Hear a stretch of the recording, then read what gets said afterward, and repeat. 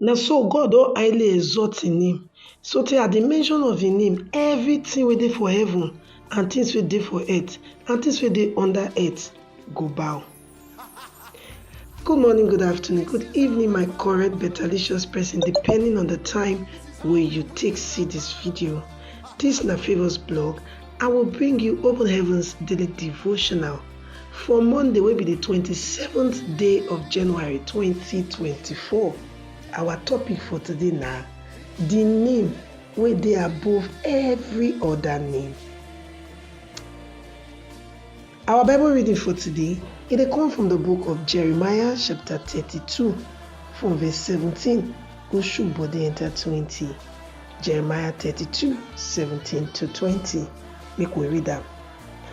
Baba God, na you make the heaven and the earth with your great power and your hand wey long well. You no get anything wey too hard for you. You dey show love to many people and you dey bring punishment of papa and mama sin on top of the lap of their children after them. Great and mighty God, wey be say im name na Lord Almighty. You dey great well. Your purposes dey great and your deeds dey mighty. Your eyes dey open, you dey see everything wey everybody dey do and you dey reward everybody according to how they take carry themselves and wetin they deserve. You perform signs and wonders for Egypt and you continue to dey do am till today for inside Israel and among all the mankind, and you don gain name for yourself. Our memory verse for today na Philippians chapter 2 verse 9 wey talk say, and God don carry am go place wey high well and he come give am name wey dey above every other name.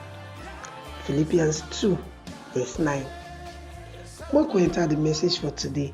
This is a very good time for you to hit the like button, subscribe to this channel if you never subscribe, and share this video. Don't forget to drop your comment, because as we dey read your comment, e go dey make other people dey wan watch the video, and we sef go dey know say people dey wey dey watch our videos wey dey encourage us. Make we enter the message. Many years ago, e get one young man wey be say e get accident. Everybody for the vehicle die except the guy. They carry am go hospital and he dey for coma for many days. When he dey for coma, sometimes he go just get up, he go shout Jesus, he go enter coma again.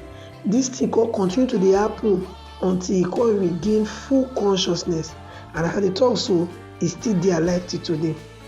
No matter how situation dey helpless, when you call on the name of Jesus, everything go turn around for good.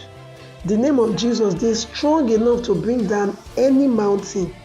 Na why Philippians chapter 2 verse 10 tell us to say, at the mention of the name of Jesus, every knee go bow, both things wey dey heaven, wey dey earth, and also dey bottom of earth.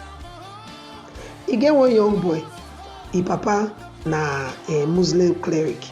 He come give his life to Jesus. Papa come dey shame say him pikin don convert to Christianity, and after many arguments, they don persuade the boy, they don tire make he reverse the decision. He no gree. Papa come vex. One day come tell him fellow people say, I'm going to produce charm, I'm going to attack this boy. One day as he call him pikin name with the charm, and as he expect am, the pikin come hear say papa dey call am.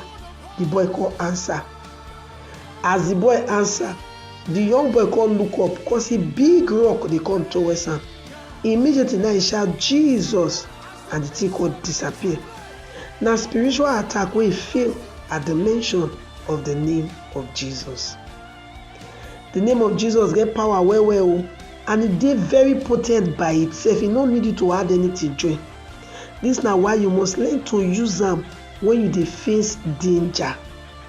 However, no call the name of Jesus in vain.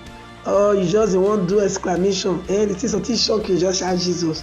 Not dey call the name of Jesus casually, so that you sef you no go attract vexation of the owner of the name on top your body.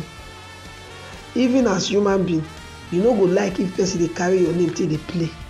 How much more our most high God wey we dey serve. This na why him talk for inside Exodus chapter 20 verse 7 say, make you no carry the name of God take play, for God no go take am lightly with anybody wey dey use the name take dey play. Beloved, you go overcome any challenge wey you dey face if you call on the name of Jesus. Dis na why Bible talk inside Romans chapter 10 verse 13 say, anybody wey call on the name of Jesus, the person go dey saved.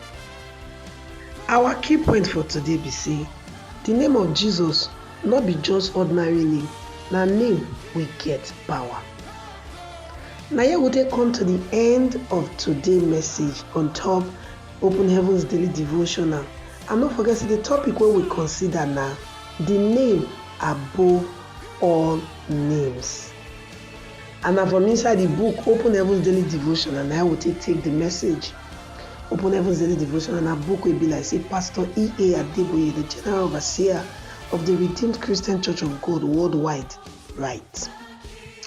Until we come your way again with another video, may you not forget to do well to like this video, share and subscribe. I beg if you never subscribe.